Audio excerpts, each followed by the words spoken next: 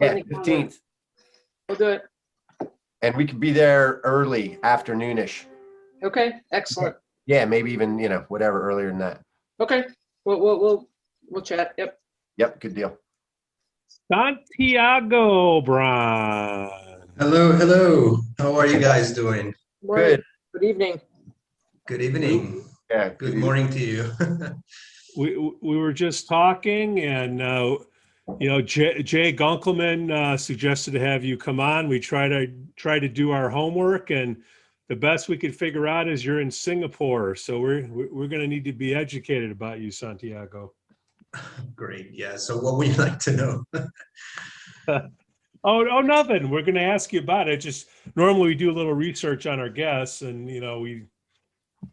we trust in Jay, and you seem to be all over the world. So you've been doing this a while. So we can't wait. We can't wait to find out more. I'm thrilled to be here. Okay. Yeah, thanks for coming on. Oh, no, thanks for having me. So the hardest part for you is going to be the intro. It's a Right. tongue twister. However you want to introduce yourself. I just copied your LinkedIn information, and Great. you can correct me. Hi, this is Santiago Brand. How do you even pronounce your last name? Brand, I guess. Yeah. Brand. Okay. Yeah. All right. And you're listening to the NeuroNoodle Network podcast that gets everybody. So I know. we'll record it, and then I will go back in and fix whatever. If there's something on the show that you don't like, we'll just pause, let me know, and I'll cut it out. Sound good? Sound good. All right, guys. Before we have Santiago do the intro, does anybody have anything else? Nope. Okay. I don't think so. All right. First check, is the show recording? Yes, it is. Okay. Second step, Santiago, do your intro. All right. Hello, everyone. This is Santiago Brand, and I am the Clinical Director of MindLab Neuroplasticity Services, Vice President of SciTech Bioscience, and you're listening to the NeuroNoodle Network podcast. Whoa. First take, eh? Oh, one take, Santiago. Love it. All right. Take. This will be a quick show now. All right. Great. All right, I'm going to do my intro, and then I'm going to say Jay Gunkelman suggests you to come on, and then I'm going to say, hey, how do you know Jay? Right, and we'll get into it. We have one listener question on bipolar, and we can answer it to the best of our ability, and then if not, we'll move on. Okay, are we ready, guys? Yeah. Hot tea, me. Thank you all for joining NeuroNoodle's Neurofeedback and Neuropsychology podcast, featuring our neuropsychologists, Dr. Laura Jansons and Dr. Skip Hrin. They've been practicing for over 50 years and are happy to share their knowledge with you. You can find Dr. Laura at Jansons.com, that's JANSONS.com, and Dr. Skip can be found at drskiphrin.com, that's drskip.HRIN.com. Please give us 5 stars on Apple Podcasts. It really helps get the word out on neurofeedback. The more that hear about us, the more we can help. My name is Pete, and today we're going to chat with Santiago Brand. Santiago Brand. Jay Gunkelman, QEEG extraordinaire, was on the show a few episodes back, and he suggested that we bring Santiago Brand on the show. Santiago, thanks for joining us all the way from Singapore, right? That is correct, all the way from Singapore. Happy to be here. Thanks for having me. Oh, man, thank you for coming on. It's 13 hours difference, so it's 9 o'clock over there? That's right. That's right. Okay, got it. So Santiago, how do you know Jay Gunkelman? Well, I met Jay, I would say about 10 years ago at a restaurant in Sausalito, California, just on the other side of San Francisco, across the Golden Gate Bridge. And at the time, I was somewhat new to the field, and I was friends with Cynthia Kirsten. I was very interested in teaching neurofeedback to others, and I met with Cynthia So we had the idea of producing a workshop in Spanish, and she actually brought Jay along for the launch meeting, and that's when I first Jay for the first time. I met him for the first time, and after that, the relationship evolved in that I was more involved at one time, being part of the faculty for Brain Science International, and getting the chance to speak more with Jay during the meetings and some workshops. And I think of Jay more than a mentor. I think of him as a sensei, and I like to call him my sensei. If you think of that relationship in the Karate Kid between Mr. Miyagi and Daniel LaRusso, where he learns about karate and he learns about life. That's how I feel about Jay. I've learned a ton about the EEG with him, but I have also learned some really valuable life lessons from him. And he's one of the friends I love the most. I'm very honored to know him and work with him. Next time we bring Jay on the show, we're going to call him Mr. Miyagi. So, Santiago, how'd you get started in neurofeedback, biofeedback, et cetera?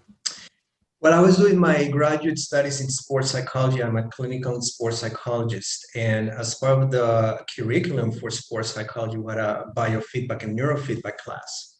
And at the time, I remember thinking I was looking for something different to do with the athletes, something that would show more concrete and objective results when it came to brain training and enhancing performance.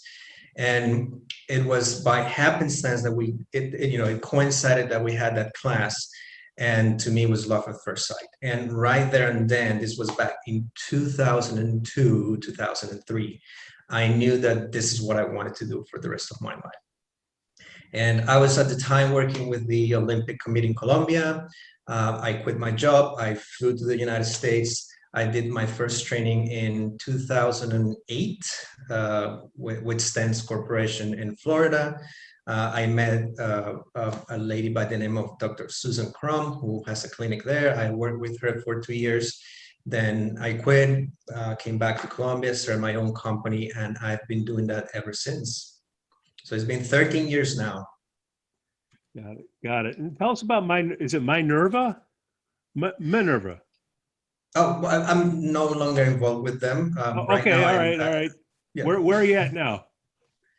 Well, I am in Singapore. I just got here 2 months ago. My wife has a job here, and I am going to partner up with a colleague of mine. Her name is Sylvia Weatherall. She's from Portugal, and we're going to start a company called MindLab Neuroplasticity Services. So we're going to do neurofeedback, QEEG brain mapping, neurostimulation for corporate type clients, peak performance, and the like. So we're really excited about that. Oh, nice. Outstanding. Congratulations. Thank you. Max, before we get to everything else, we have a listener question here I'd like to knock out of the way, and then we can get going with a conversation with Santiago. Do you find neurotherapy works or neurofeedback therapy works for individuals with bipolar disorder? Helpful, mixed, any feedback or any help would be appreciated. Well, I think that it might potentially be helpful, but I don't think that bipolar is one of those conditions that you can target with neurofeedback alone. I'm always a big proponent of holistic and integrative interventions. And in fact, in my line of work, even if it is not directly, when I do neurofeedback or biofeedback, I always like to combine it with interventions like nutritional assessments and functional medicine and exercise. So, for the listener, if they're concerned about their bipolar condition, I would say try neurofeedback. I think can be potentially helpful, but you also need to take the pharmacological approach. You need your medication, you need good psychotherapy for it, you need good psychiatric care. You definitely need to exercise, you need to explore your dietary patterns and habits, and involving some sort of medicine practitioner like functional medicine or somebody with an advanced degree would be quite helpful. Dr. Laura, Dr. Skip, anything with the efficacy of bipolar disorder and neurofeedback? I'm going to defer to Laura. Okay, and I was going to defer to Skip. Now, actually, I'm going to defer to Len Koziel. I loved his comments about Len Koziel, by the way. Santiago is me and our mentor from a Sensei. our sensei, from a few years ago. We studied neuropsych together under Dr. Koziel, but he always had this great question every time we started talking about bipolar disorder. And his question always was to think about the last bipolar client that you had, and did they truly fit the classic bipolar, like how many bipolar people diagnosed with bipolar do we see in a true classic DSM sense? And so when I think about that, I think of, okay, the diagnostic manual that we follow for insurance purposes, I guess, talks about, these significant episodes of depression. And I think we see many classic depressed people in our practices, helpless, hopeless, feeling that, they can't go on and they have no efficacy sense, the low mood. We see that pretty frequently. But the question Len always asks is, do you see the classic manic symptoms? Do you see people frequently who are, out way overspending, buying, sailboats when they can't afford it, or are they, true bipolar? And so I'm going to ask both Skip and Santiago what Len always asks. Do you guys see this classic manic patient in your office, and how frequently do you see them? I'll jump in, Santiago, if you don't mind. We do occasionally, given just to contextualize, given our referral sources, one of our bigger referral sources is a community-based mental health clinic. And so they get to see all kinds of folks at varying levels of functioning. And so, like you're saying, the traditional bipolar, when it gets into the manic state, that's pretty disruptive behaviors. And I joke, but it's not a joke. When folks are in a manic episode, it usually ends in one of two ways. They get arrested or they go to the hospital. Like, you're doing things in your life that just don't work, and somebody's going to call the cops. It usually ends up that way. And so when we do see folks in our office that are, true, air quotes, right? Shout out to Tony, that they're being medicated, but they do have the symptoms and they have the history. When I was in private practice doing clinical work, hardly ever. Right. And for other reasons, right? And not to, pejoritize anybody, but usually folks that are going through bipolar aren't in a position to go meet their therapist once a week and talk about it, right? So since we're doing more assessment and evaluation these days, we do see more. Yeah. Do you see a lot of that, Santiago, bipolar disorder? Not really. I was just going to say the same as Skip, hardly ever, if ever, not even when we look at EEGs with Jay, that it would meet the classical definition, as you said before. Yeah. And the point of Len's question, if I get it, is that bipolar is such a DSM specific diagnosis that it is difficult to define in terms of neuroanatomy. Or, what I see, parents will come in and say, I think my kid has bipolar, he's having these meltdowns. And so, again, what Len's point, I think, is that the meltdowns that children are experiencing, is that classic bipolar, or is it a cerebellum dysregulation? They can't regulate, they're overexpressing, overshooting, this dysmetria of their dysmetric emotion, so that their cerebellum is dysfunctioning. And so, the DSM doesn't really spell out, doesn't really map the neuroanatomy. And so that was kind of his point, is like, okay, what is bipolar anyway? Is it, this kid who's having a cerebellum dysfunction?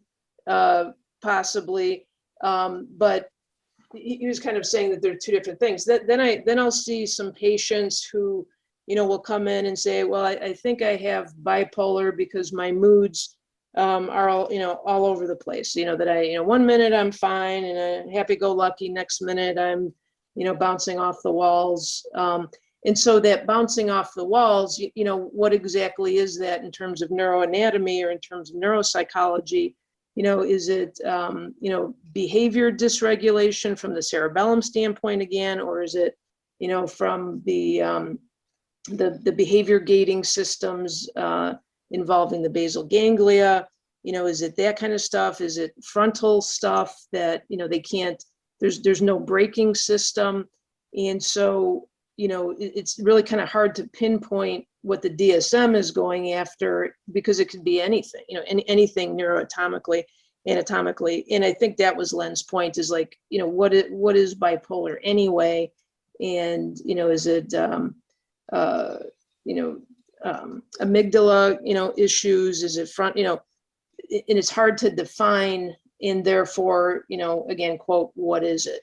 And how many people do we truly see in the classic sense? And, substance abuse, lack of sleep. I mean, there's so many things. And so to the person's, question, what exactly, we need more of an assessment to understand the individual. I don't know if we can do a one size fits all, yes or no, what we're doing can affect bipolar. That's one thought that I'm having. And the second thought I'm having is, kind of back to, a lot of our discussions we've had here, that we're not, with neurofeedback, and you can give us your opinion, Santiago, in a sec, with neurofeedback, are we treating diagnoses, or are we treating brain dysregulation? Are we trying to adjust rhythm? And does the brain rhythm, have a flag on it that says bipolar? So we always kind of twist the question back to the patient, and or whatever, just twist the response and say, we're going to try to get your brain healthier, put it in a better state, and then you'll be able to manage life better. When your brain's health, kind of like you said, Santiago, get exercise and body health and brain health, and then all of your symptoms of whatever type are going to improve. So I'm going to throw all of that back on you, Santiago. How often do you kind of mix the DSM and discussions of neurofeedback, or kind of what's your, I don't know, kind of response to all this stuff I'm bringing up? Well, yeah, my approach is somewhat similar to yours. And every time I get the chance to go and deliver a workshop, the first thing I say is, what's in the name? And the way I approach the diagnosis, quote unquote, is I talk about patterns. I think we give names to things just because the client needs a name to something to make sense of it. But in reality, I'm very much against labeling or giving specific diagnosis, specific words to talk about something.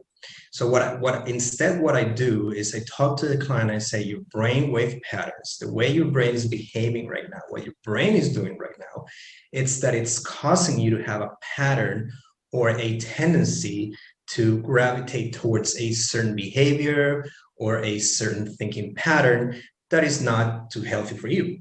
Now, with neurofeedback, what we're going to do is we're going to optimize your brain functioning so that we can take you in a different direction, which is more adaptive. It's healthier for you in your interactions with the environment and everything else, right? So I always tell the clients, I'm not going to give you specific work. I'm not going to say you're depressive. I'm not going to say you're anxious. I'm not going to say you're bipolar. What I'm going to tell you is that you have a pattern. We can train that pattern and we can make it better for you. So, I think the same approach as State takes is talking about the neuronal substrates or whatever the person is presenting with, and staying away from specific labels, because I really don't like that. And I think it serves the client better. To me, giving the client a diagnosis is like giving an actor a character. They're going to own it. And they're going to be in character. It's like you have a method actor. They're going to be in character all the time. So if you tell them you're depressed or you're depressive or you're anxious, they're going to own it and they're going to act like it because that's what's expected of them.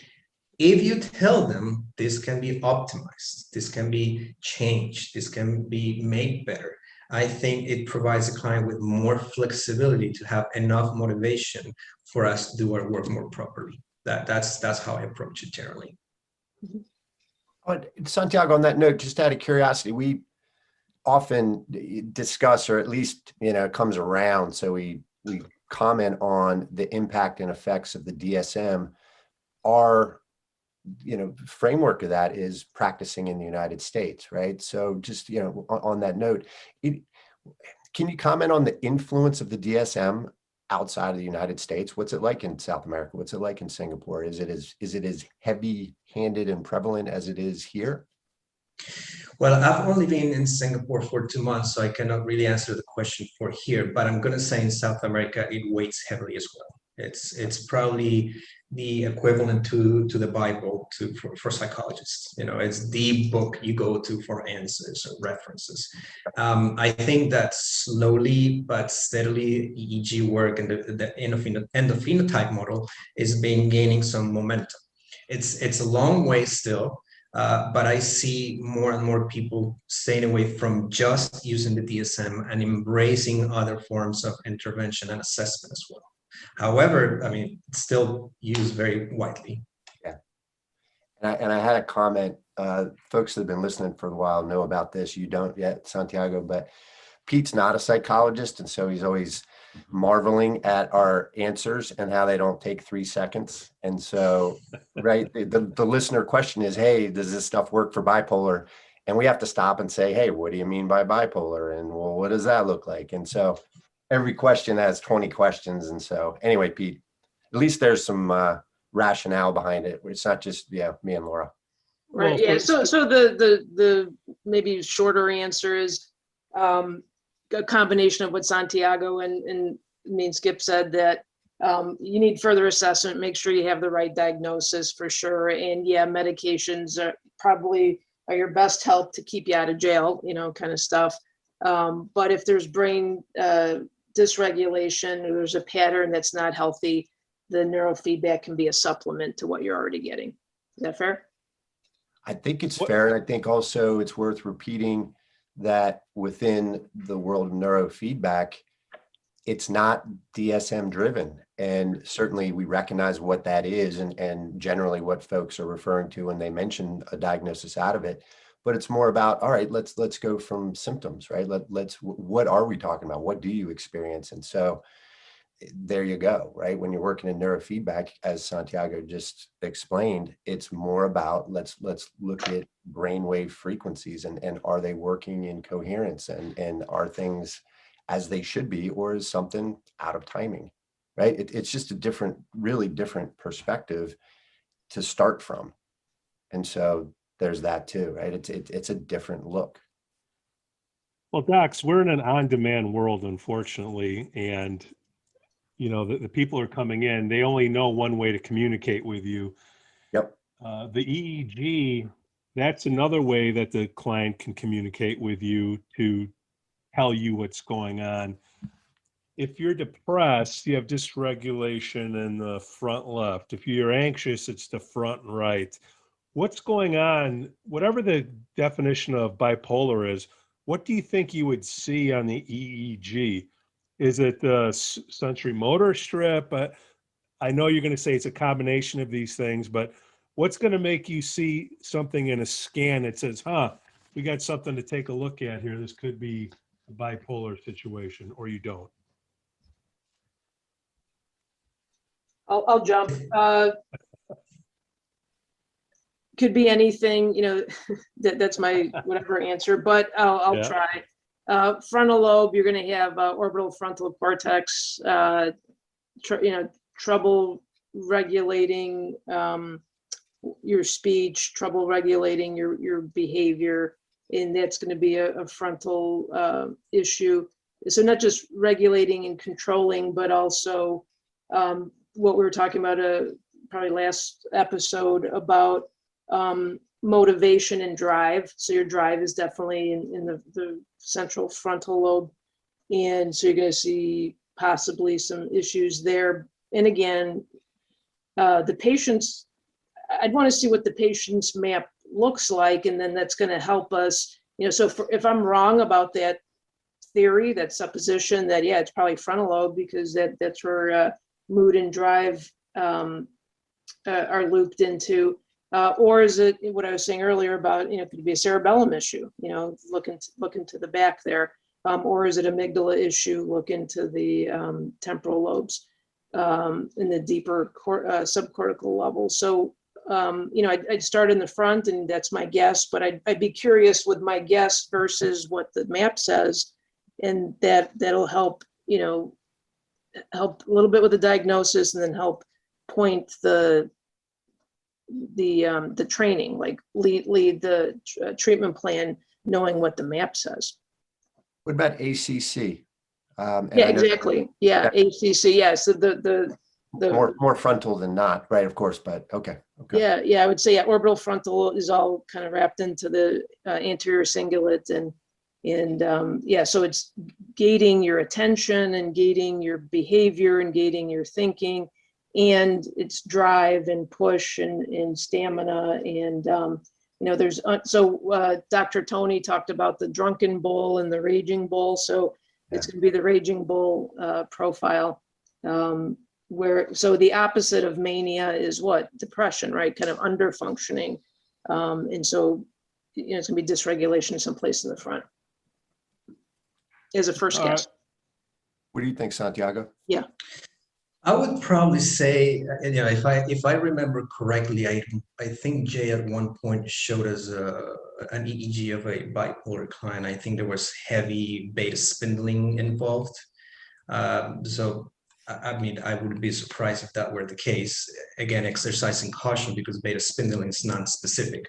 But I would not be surprised if the right insula was to be involved somehow as well, with explosiveness and the sudden abrupt mood swings. And again, if I think the client wants it to be called bipolar or depressive or something so they can make sense of it, I try to stay away from labels as much as possible. And I just, again, go to, this is a brainwave pattern. It causes you to react this way. Does it coincide with what you've been experiencing? And they go either yes or no, and if we're reading things correctly, they're going to go, yeah, that's me, that defines me. If the client happens to be there with a significant other, well, the significant other can also confirm on what we are assessing based on that brainwave pattern. But I would go with what Laura's saying, the ACC, the anterior cingulate cortex, the limbic system, and probably the right insula, which is more of a presentation that would fit the classical behavioral patterns that you normally study under bipolar. All right, guys, we'll put that one to rest. We gave the listener about half of our show. We love our listeners here at NeuroNoodle. Santiago, you share a passion that I have. Concussions. Now that we're getting out of COVID and we're getting our vaccinations, or hopefully we are, kids are getting more active out there.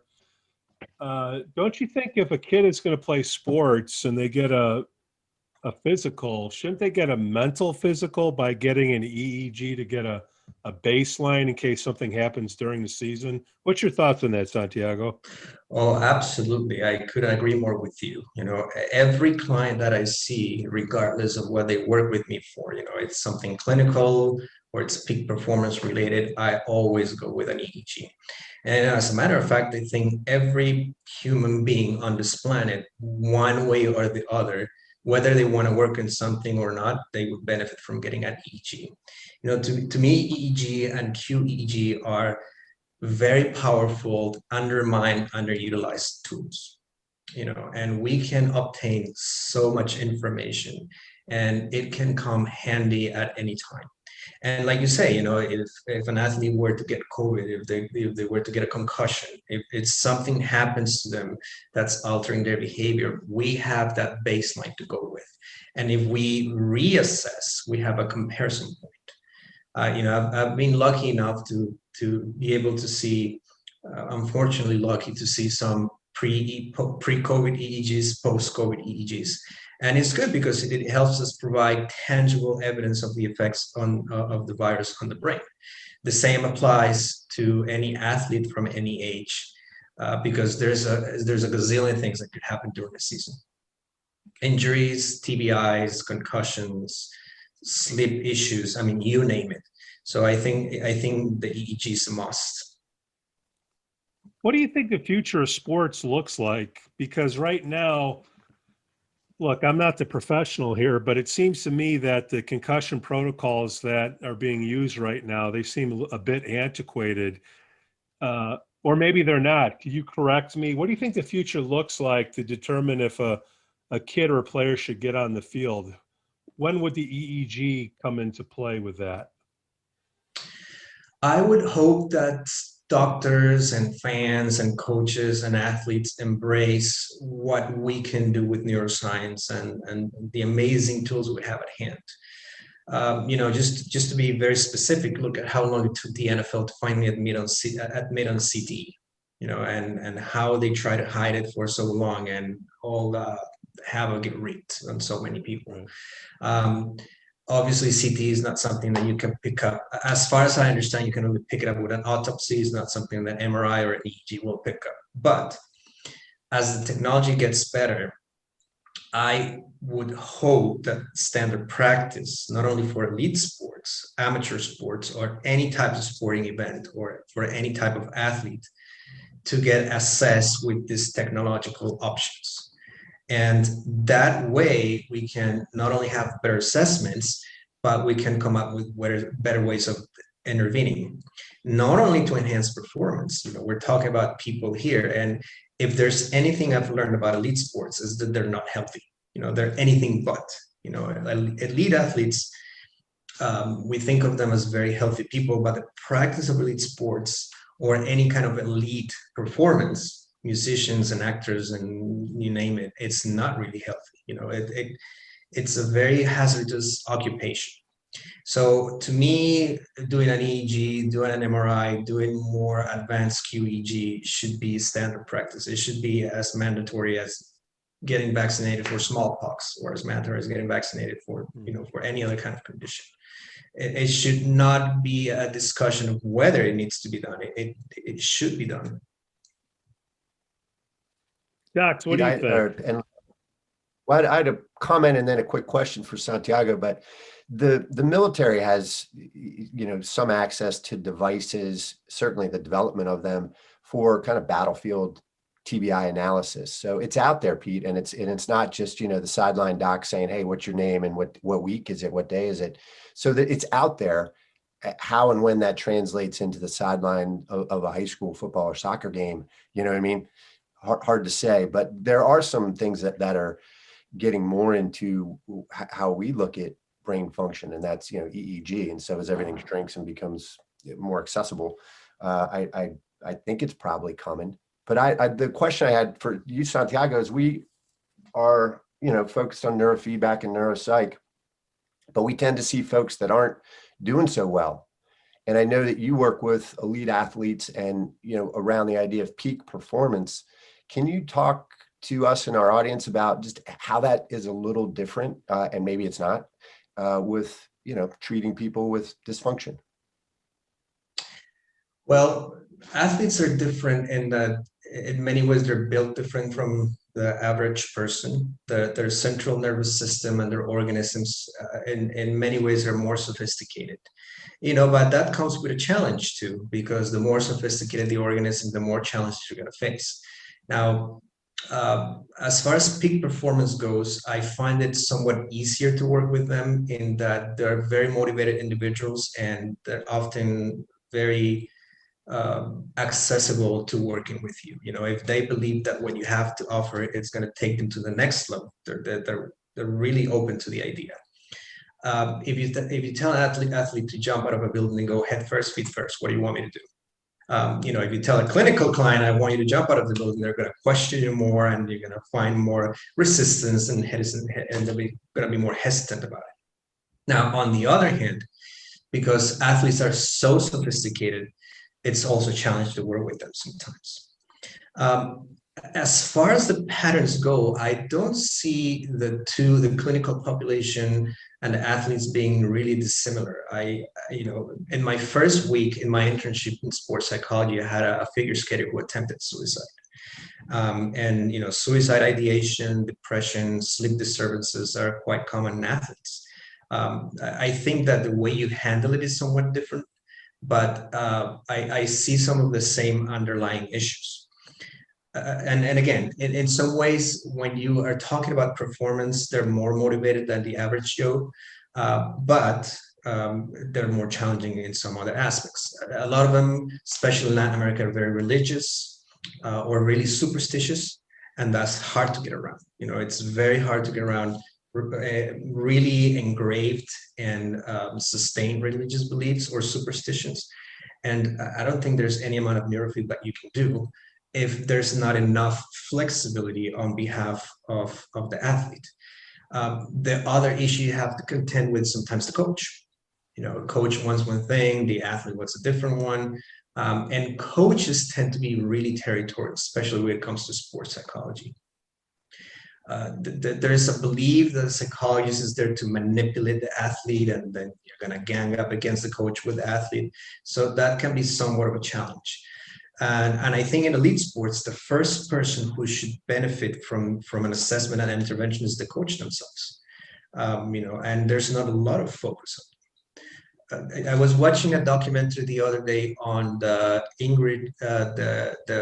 English Premier Football League, soccer in the United States, and they were discussing depression among athletes and suicidal ideation, and they find it's quite high. You know, these are elite football soccer players, and the rates of suicide ideation and sometimes suicide among coaches and players is really high. And there's more expectation from athletes. There's obviously more pressure from them. So in that way, they're not different from any of us. You know, it's just like a doctor or or an accountant. They feel pressure at their work. Athletes sometimes more because they're in the public eye. So to me, there's differences, but there's similarities as well. And I think the approach should be the same. It should be holistic. It should be integrative. And having the tools, it should be mandatory for them to go through the process. So what exactly are you targeting, and what methods do you use? Are you using like full cap training? Are you doing single channel? Are you raising gamma? Kind of what's your approach? Well, I normally do an EEG, a QEEG, and I first of all see what was not looking right, So, some clients have ADD, ADHD patterns in which they have a lot of theta at the vertex. Something I commonly observe is sleep disturbances among athletes. That's really common. You're sharp vertex wave with the eyes closed, or not making a lot of alpha in the back of the brain when they close their eyes, or maybe jumping into stage 2 sleep too early. So I do a lot of work for sleep disturbances. And with the eyes open, I look at what's not right. And again, I haven't seen very dissimilar patterns in that they're athletes with, the beta pattern at CZ, which is a marker for peak performance, but it's a marker for insomnia. If I see new rhythm, I normally don't touch it, because usually in an athlete, it means talent. It means the capacity to positively dissociate. As far as peak performance goes, I use a lot of CZ training, SMR. There's one protocol that I particularly like, which is FP1 with the eyes closed. That's not something that's quite commonly used, but I find that it helps a lot with relaxation. It helps a lot with emotional control. I find that I can easily access the amygdala from here, just in a different way that you would do from the temporal lobes. And with that protocol, I've seen enhancements in sleep. I've seen enhancements in behavioral inhibition. Something the athletes really report is I can control my emotions more efficiently. I'm not as reactive as I used to be. I'm sleeping so much better. And some percentage of them also report feeling or having the ability to visualize better. So if they want to visualize themselves in competition, it kind of enhances the visual experience of doing that. So let me ask you this. I was interested in how you were phrasing things about the elite athletes are unique from your average clinical population. So I have all sorts of questions around that. But the first one is about the usefulness of the QEEG. Are you comparing apples to apples? if you have an elite athlete, is it correct, or is it, misleading to compare your elite brain to an average brain? Like, are you seeing more dysregulation that might be false? Not necessarily. Again, what I really see a lot of is the sleep disturbance patterns. So closing their eyes, and the alpha is not, it's not occipitally, or going into a lot, quite a few athletes fall asleep when they do the eyes closed. Within the first 30 seconds, they're out, and you start seeing they're jumping to stage 2, or they have a vertex wave, and you immediately know something's not right. And it's not that uncommon. I think it has to do with the fact that they're traveling all the time. They're, throughout different time zones, and, their circadian rhythms get out of whack. As far as the eyes open go, the one characteristic I notice the most is that they do tend to have a little bit more alpha PC. Their peak alpha frequency sometimes tends to be higher, and I think that's a facilitator for their peak performance states. They tend to have more beta rhythmicity over the vertex as well, and a lot of them make more mu than the average person. Yeah, talk about that a little bit more. I was interested in how you said that, the positively dissociate. Can you explain that a little bit to people who don't quite understand that? Well, the mu rhythm, as it happens in the vertex, usually can be associated with, a performance enhancement component, but it can also be a performance hindrance. In people who have mu hindrance, usually means that they don't have an ability to sit still. So it would correlate with hyperactivity in ADHD. It would correlate with a dysregulation of the mirror neuron system, something you would see in people in the spectrum disorder, autistic spectrum, with not being too sociable, not being able to connect emotionally. I've seen it in trauma, for instance. A lot of the trauma clients that I work with present mu, and to me that's a form of dissociation. And dissociation as in, I want to get away from the emotional pain, I want to get away from the psychological pain. However, in athletes, when I meet a positive dissociation, is the ability to access what we normally call the zone. So these are athletes who, in spite of experiencing critical moments during competition, they can isolate themselves and they can flow through the motions. So there's a lot of pressure, the stakes are high, and yet they can perform. So they get into a zone, they go into this bubble where nothing bothers them. And for most athletes, I find that mu, it's really performance enhancing. So I stay away from the vertex, I stay away from the sensory motor strip, and I don't touch it at all, because unless I see evidence, behavioral or otherwise, that that's hindering their performance, then I try to address it. So I normally would train, the occipital cortex, or maybe CZ, which is, or frontally something, to not mess with the mu, not to alter it. Right. So mu rhythm, just again, for the average person, we have, potential patients listening, and moms and maybe other athletes listening. So we're talking about a specific brain rhythm, a specific pattern called the mu rhythm. And it's a high amplitude, high alpha. How would you explain it, Santiago? With the mu Yeah, rhythm? it's one of the alpha generators, and it's in the alpha range. I normally see between 10 and 11, 10 and 12 hertz. It can be slower, but normally it's in that rhythmicity. Right. And it's got a wicked pattern, yeah. Yeah, and you're going to see it kind of over the sensory motor strip. And so in terms of what the brain's doing, it's being able to predict what you're going to do before you do it. Is that kind of how you would say the role of the mu rhythm? I would say it's more a way to isolate yourself from something. And again, in athletes is I can flow in spite of the pressure. So I can get into a bubble, and I know there's pressure around. I know that the spectators are yelling. I know my opponents are trying to distract me, and then yet nothing gets to me. In somebody who's undergone trauma or PTSD, for a war veteran, it's a way of going into their own inner world, so they don't have to experience the agony of the flashbacks or the physical pain they might have residuals from that trauma.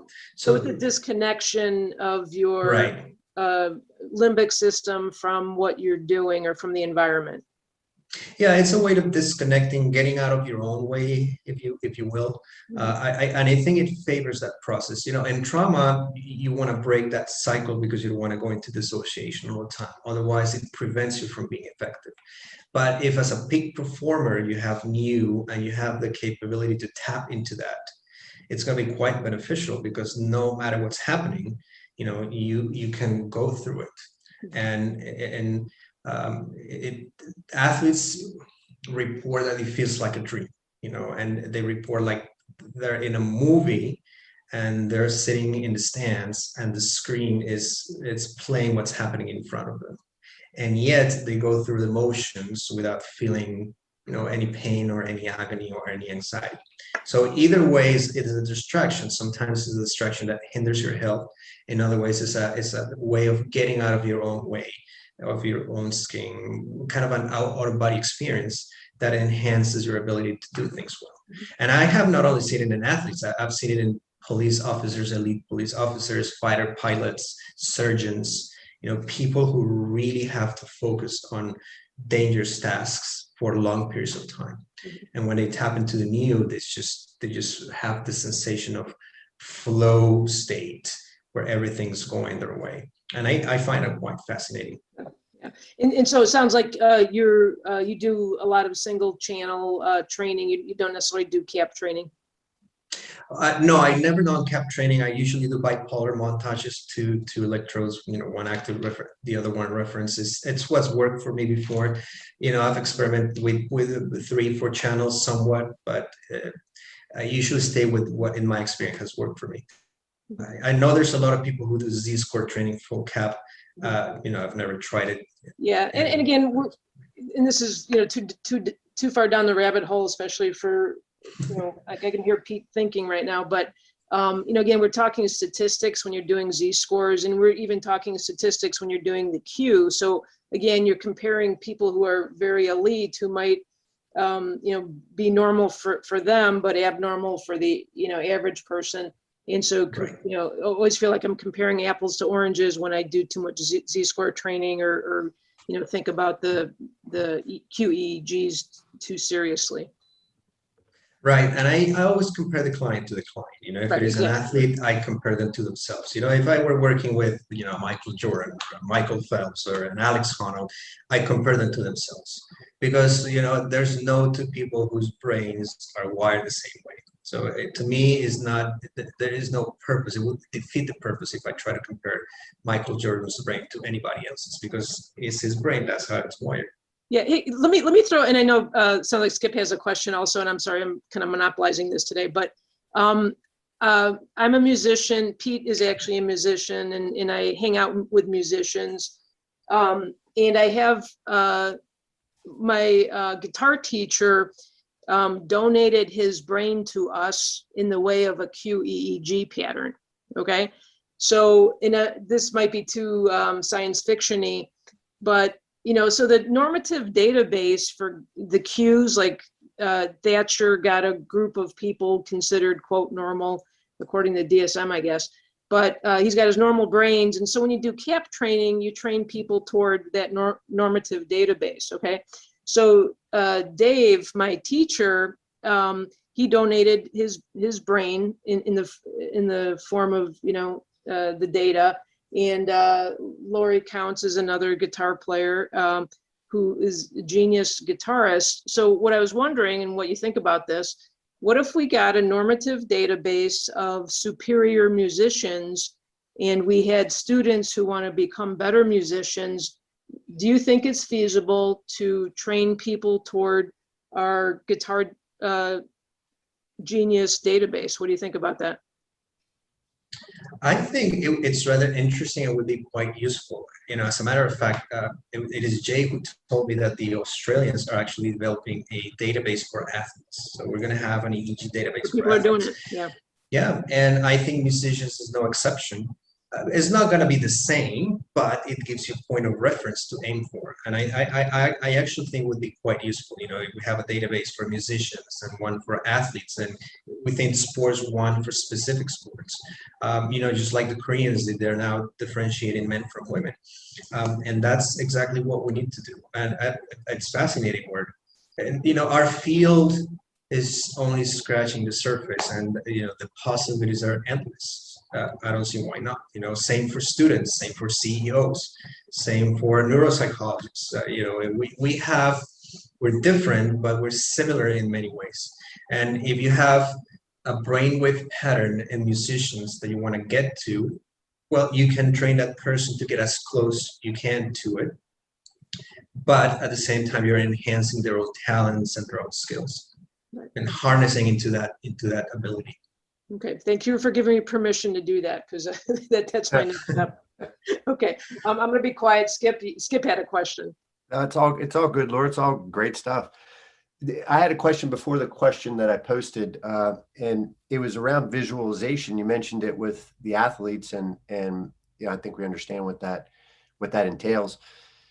And there's all kinds of great research out there about the effectiveness of visualization standing next to, not literally, the physical performance, meaning folks can do visualization on some kind of skill and develop proficiency at it at the same rate or better than the physical practice of it. There's a study on folks doing free shots in basketball, free throws.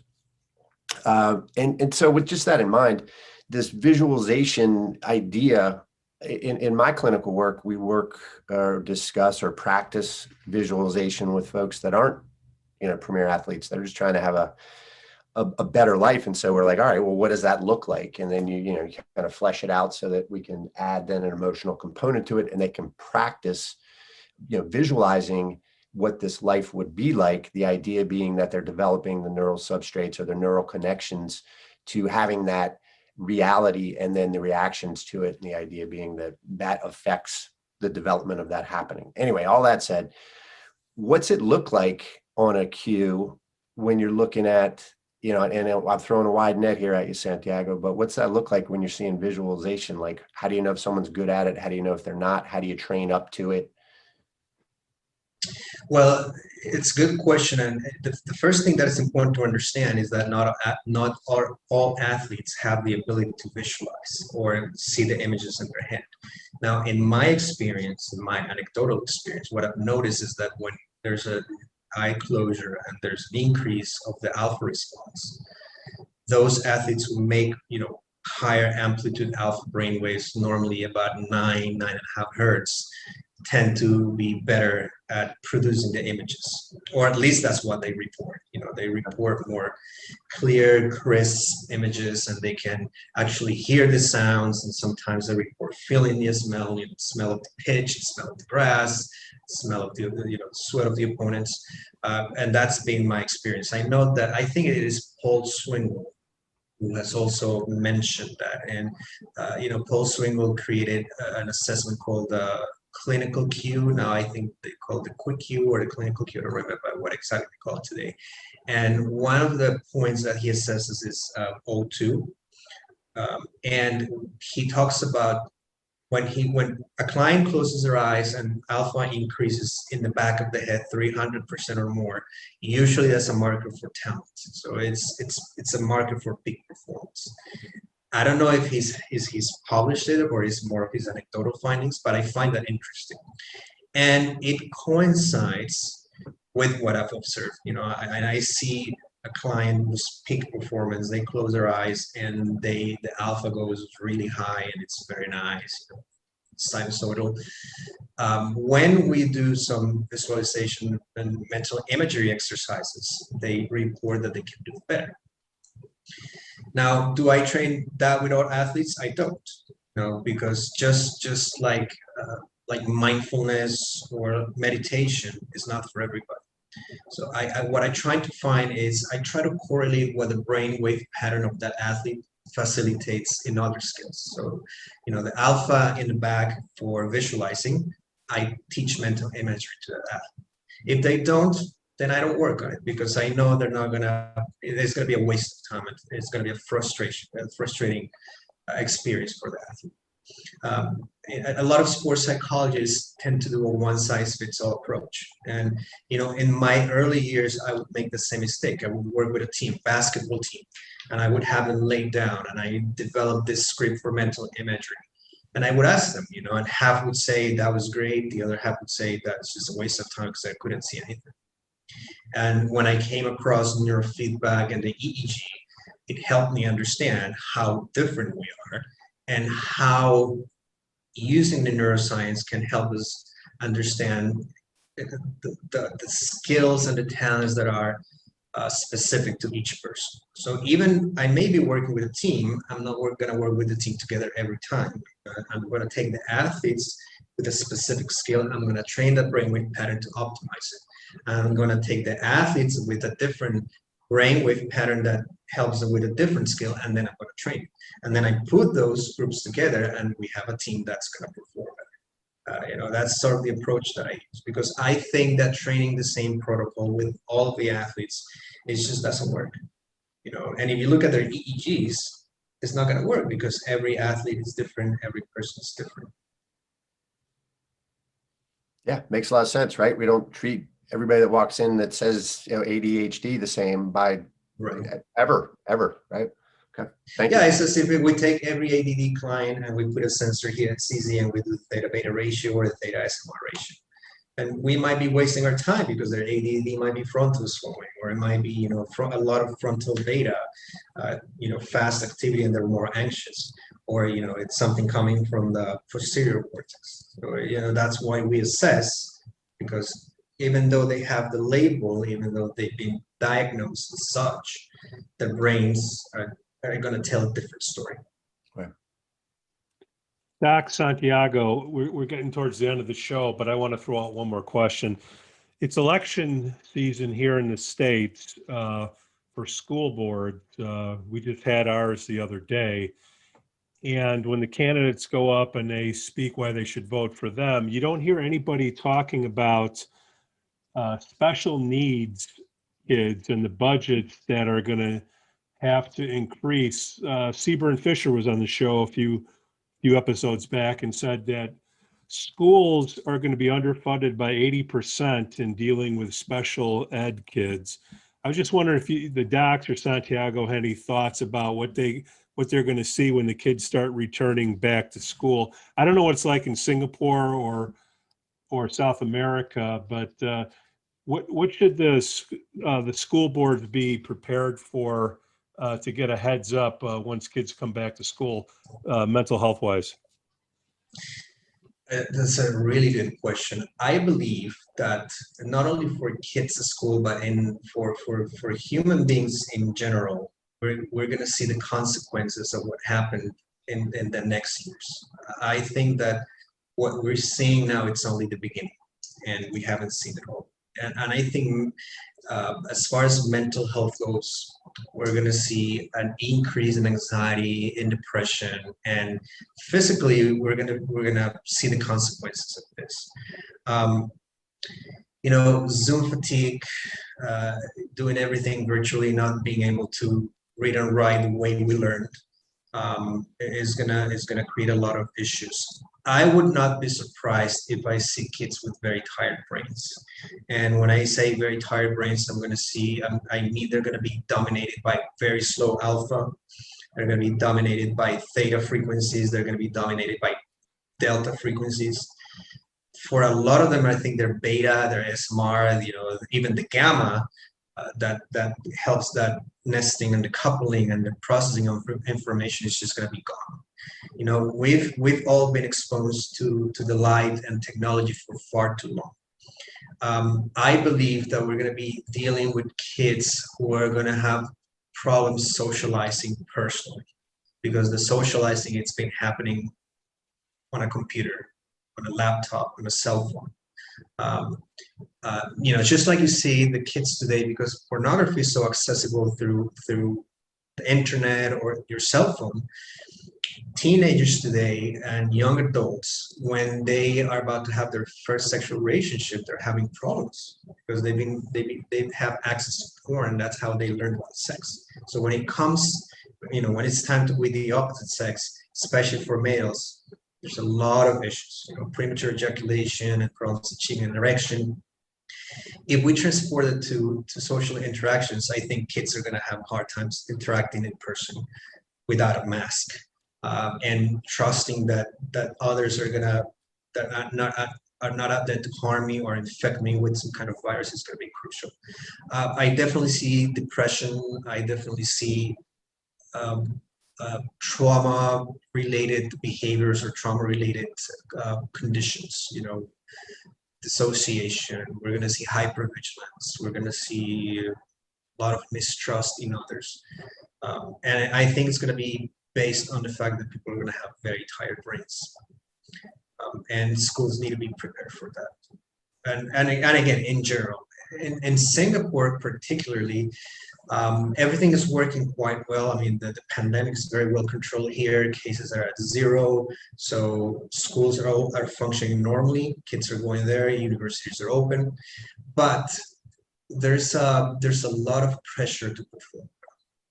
And what I'm noticing is that there are, teenagers and young adults who report feeling desperate because they don't know what to do with the rest of their lives. So there's a huge expectation from adults in people who are 19, 20, 21 years of age to have their lives figured out. And I tell them, you're only 21. I'm 44 and I don't know what to do with my life. At 21, you don't have to worry about this. But, there's a lot of pressure because you need to go to good school. You need to get good grades. You need to find a good job. And then you need to get a good salary and just, be in the rat race for the rest of your life. If we combine that with being under lockdown for some time, I think we have the perfect ingredients for, and it's going to be disastrous unless we really do something about it. And going back to the question, this is when the tools we have can be very useful. I had an insight yesterday from a 14-year-old girl yesterday about the Zoom school. Something I didn't think about. I mean, certainly all the fatigue that you mentioned, Santiago, and the socialization, and you gave a male perspective. From the female perspective, she said being on Zoom, even with her friends, not even in school necessarily, being on Zoom, even with her friends, makes her anxious. And I said, why? Tell me about that. And she said, because when she's doing Zoom, she's not looking at her friends, she's looking at herself. So it's like, yeah, right? So she's looking at herself and she's picking out all her flaws, and she's, basically you're trying to have a conversation with somebody else while you're looking in the mirror, and you're at this stage where, yeah, it's all, your identity and you're trying to understand your role in life and who are you, and comparing yourself to, the rest of your peers and this stuff. And she said she spends the entire time, even in school, just staring at herself. And that just brings up all sorts of anxiety and just think about the development of yourself. If you're referencing yourself rather than kind of, being able to learn from other people and other social cues and things like that. So I thought that was a very interesting contribution to my understanding of, what's happening to these kids when they're trying to learn through a computer screen. On that same note, maybe just from a different direction, we've been doing our neuropsych assessments via Zoom since last May, right? So coming up on a year, geez. And in all that time, no kidding, other than folks just being used to it and it's the way it is, the only folks that said they enjoyed it or preferred it were folks with social anxiety. And so it almost feeds, supports, not trying to get too pejorative about it, but you're following me that it works for them because it allows them to kind of maintain that distance, and everybody else is just going along with it because it's the way it is, right? So there's another perpetuation maybe of things that aren't okay or helpful. How about that? So we're gonna need more counselors in the schools. I mean, the testing. That's what all the psych literature is telling me. The APA monitor every month is like, hey, how do we stay ahead of this thing? And that's the theme. There's answers, but not super clear ones. It's like, hey, we got a tsunami coming. Yep. So from the budgetary standpoint, the ratio for the time being, you're going to need more counselors per student. Is that what you guys think? Open your wallets. Yeah.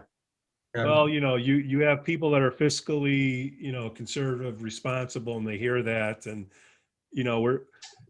we're trying to set them up. Hey, prepare. I just haven't heard anybody talk about it. Then all of a sudden we're going to need it, and there's no money. So unless the federal government steps in, we might be hard pressed. That's all. It's just something I haven't heard anybody talk about. Well, yeah, and then so talk about the consequences. We talk about moo rhythm and being disconnected and dissociated.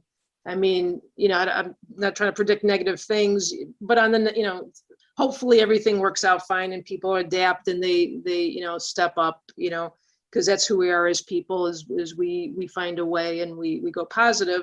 On the negative side of things, if the people who cannot do that, cannot adapt, you're going to have a population of kids, teenagers, young adults who are disconnected, right? If they have no, connection to the environment and they're living in a virtual world, we're living in a computer game. What does that mean? They're going to be immune and disconnected from people, and hopefully, I don't know how many bad things can happen from that, but it sounds like there's a good potential.